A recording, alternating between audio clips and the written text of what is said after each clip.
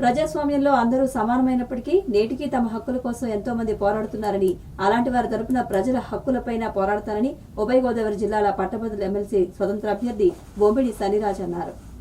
ప్రజాస్వామ్యంలో అందరూ సమానమైనప్పటికీ నేటికి తమ హక్కుల కోసం ఎంతో మంది పోరాడుతున్నారని, అలాంటి వారి తరపున ప్రజల హక్కులపైన పోరాడతానని ఉభయ గోదావరి జిల్లాల పట్టభద్రుల ఎమ్మెల్సీ స్వతంత్ర అభ్యర్థి బొమ్మిడి సన్నిరాజ్ అన్నారు. శనివారం స్థానిక జంక్షన్ రైల్వే స్టేషన్ రోడ్లో ఉన్న ఆయన కార్యాలయంలో విలేకరులతో మాట్లాడారు. నేడు చట్టసభల్లో ప్రజల పక్షాన పోరాడవలసిన రాజకీయ నాయకులు తమ స్వార్థం కోసం విలువలను తుంగలో తొక్కి పరిపాలన సాగిస్తున్నారని విమర్శించారు. ప్రతి ఒక్కరూ సమాజం పట్ల మార్పు కోరుకోవాలని అన్నారు. ఇప్పటికే తాను సమాజంలో జరుగుతున్న అన్యాయాలపై న్యాయపరంగా ప్రశ్నిస్తూ పోరాడుతున్నానన్నారు. ఎన్నికల సమయంలో రాజకీయ పార్టీలు ఇచ్చే సంక్షేమ పథకాలపై పెద్ద ఎత్తున డిబేట్ జరగాలని, దానివల్ల ఆ సంక్షేమ పథకం ఎంత ఉపయోగపడుతుందో, దానివల్ల ఎంతమందికి లబ్ధి చేకూరుతుందో తెలుస్తుందన్నారు. కానీ గెలుపు కోసం అమలు కాని హామీలు ఇస్తున్నారని విమర్శించారు. రాజకీయాల్లోకి యువత, విద్యావంతులు రావాలని అందరూ కోరతారని, అలా కోరే వారందరూ తనకు మొదటి ప్రాధాన్యత ఓటు వేయాలని ఆయన కోరారు. సో నేను ఢిల్లీకి వెళ్ళడం జరిగిందండి సివిల్స్ కోచింగ్ కోసం. సో సివిల్స్ కోచింగ్ అవుతూ ఉన్నప్పుడే ఇంకా మనకి కోవిడ్ కూడా వచ్చిన తర్వాత నేను మళ్ళీ భీమవరం రావాల్సి వచ్చింది. దెన్ ఎల్ఎల్బి గ్రాడ్యుయేషన్ ఇక్కడ భీమవరం డిఎన్ఆర్ లా కాలేజ్లో.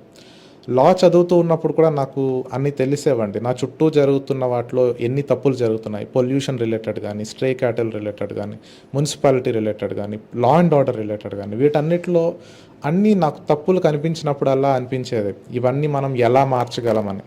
సో దానికి సంబంధించి ALSA, association for legal and social awareness, we can, voluntary consumer assistance network అని ఎన్జిఓస్ కూడా స్టార్ట్ చేసి సర్వీసెస్ అందిస్తూ ఉన్నాం. కానీ మేము ఎన్ని ప్రోగ్రామ్స్ చేసినా, స్కూల్స్లో, కాలేజెస్లో అవేర్నెస్ ప్రోగ్రామ్స్ చేసినప్పటికీ అవన్నీ నెక్స్ట్ డే న్యూస్లో ఒక రిపోర్ట్లా ఉండిపోయేవి తప్ప ప్రజల్లోకి అంతగా వెళ్ళేవి కాదు. దానికి కారణం కూడా చాలానే ఉన్నాయి. వ్యవస్థలు చాలా వీక్గా ఉన్నాయండి present.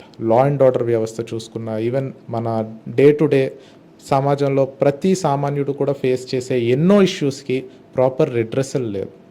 Rule of law and equality, చట్టబద్ధమైన పాలన, చట్ట పరిపాలన.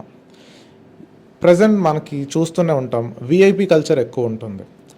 ఈవెన్ పోలీస్ స్టేషన్లో కానీ, మున్సిపల్ రిలేటెడ్ ఇష్యూ కానీ, ఎక్కడైనా కూడా అవతల పార్టీ ఒక ఇన్ఫ్లుయెన్స్ ఉన్న వ్యక్తి అయితే అది అక్కడితో సమస్య పూర్తి కాకుండా అక్కడికే ఆగిపోతుంది. ఈవెన్ పోలీసులు కూడా దానికి ఏం చేయలేకపోతారు.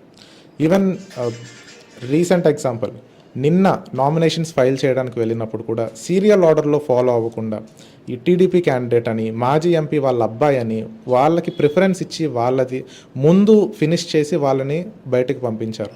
వాళ్ళకన్నా ముందు వచ్చినా కూడా చాలామంది అక్కడే ఉండాల్సి వచ్చింది చాలాసేపు. సో నామినేషన్లోనే ఫెయిర్నెస్ లేనప్పుడు ఎలక్షన్ ఇంకా ఫెయిర్గా జరుగుతుందా అన్న క్వశ్చన్ అయితే ఇప్పటికీ ఉంది. ఇంకా సమాజంలో క్వాలిటీ ఆఫ్ లైఫ్ ఇంకా ఇంప్రూవ్ చేయాలి, డిగ్నిటీ ఆఫ్ లైఫ్ ఇంప్రూవ్ చేయాలి. సో యూత్కి మంచి quality of life, like addictions లేకుండా, డ్రగ్స్ కానీ ఇలాంటివి లేకుండా ఒక మంచి సమాజం నిర్మించాలి.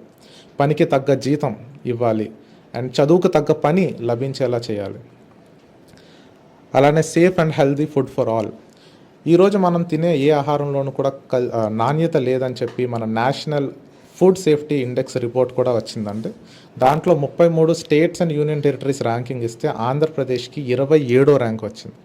అంటే స్టేట్లో food related, food safety infrastructure కానీ అవన్నీ అంత బ్యాడ్ పొజిషన్లో ఉన్నాయి కానీ.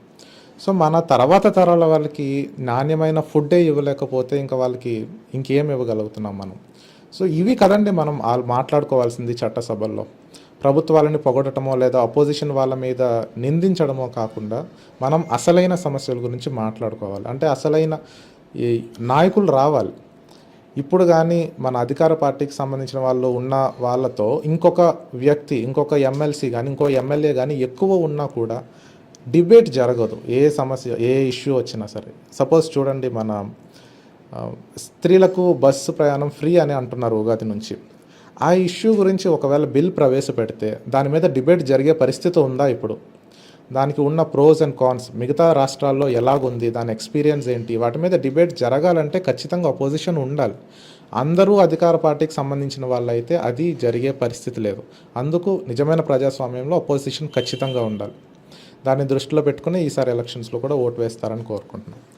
ఇంకా అలానే కులం, మతం డబ్బు, ప్రాంతీయవాదం అంటూ మనల్ని విడదీసే ప్రయత్నం జరుగుతుంది. రాజకీయ నాయకులంతా ఏదైతే చేస్తున్నారో వాటి నుంచి మనం ముందుకు వెళ్ళాలి.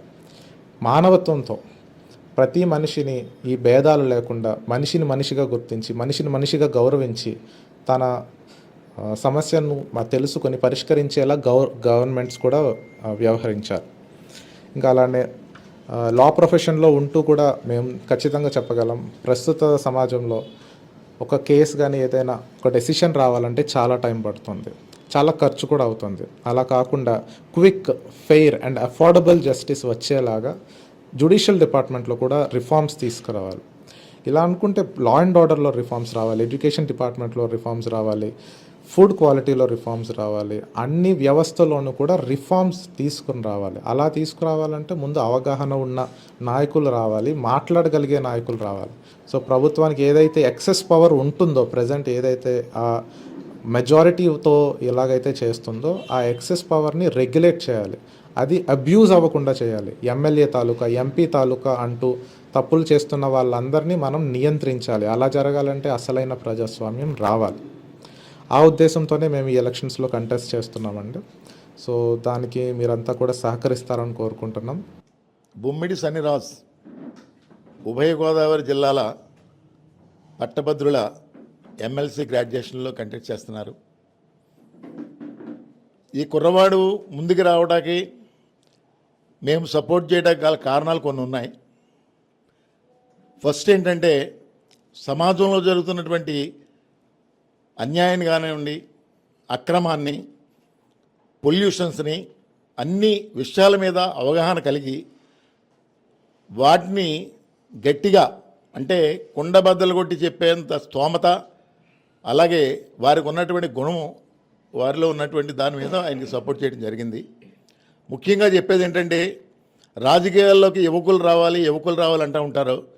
యువకుడు, విద్యావంతులు రావాలంటారు. డెమోక్రసీ బాగుపడాలంటే విద్యావంతుడు, అలాగే ప్రశ్నించే తత్వం. మనం రోజు సమాజంలో ఎన్నో చూస్తూ ఉంటాం, దాని మీద ప్రశ్నించే అసలు మన క్వశ్చన్ చేయం దాని మీద. కానీ అలాంటి గుణం గల వ్యక్తి, రాజకీయాల్లో ఉండదగ్గ వ్యక్తి, మండలిలో మాట్లాడగల వ్యక్తి, అమృతోత్సవ కార్యక్రమంలో పార్లమెంటులో, ఆంధ్రప్రదేశ్ తరఫున పార్లమెంట్లో మాట్లాడగలిగిన వ్యక్తి, అనేక సమస్యల మీద లా చదువుతూ చదివి ప్రాక్టీస్ పెట్టుకుని ఆ ప్రాక్టీస్ ద్వారా సంఘ సేవా కార్యక్రమాలను చేయడం జరుగుతుంది. వాటర్ మహాశైలరా, గ్రాడ్యుయేట్ వాటర్ మహాశైలరా, దయ ఉంచి అందరూ కూడా, నేటి సమాజం ఎంత కుళ్ళిపోయిందో మనకు తెలుసు అందరూ కూడా. దాన్ని మనం బాగు చేయాలంటే తప్పనిసరిగా ఇలాంటి వ్యక్తి మన మండలిలో ఉండాలనే ఉద్దేశంతో మేము ప్రోత్సహించాం. అలాగే మీ యొక్క మొదటి ప్రాధాన్యత ఓటుని మా సన్నిరాజుకి వేసి గెలిపి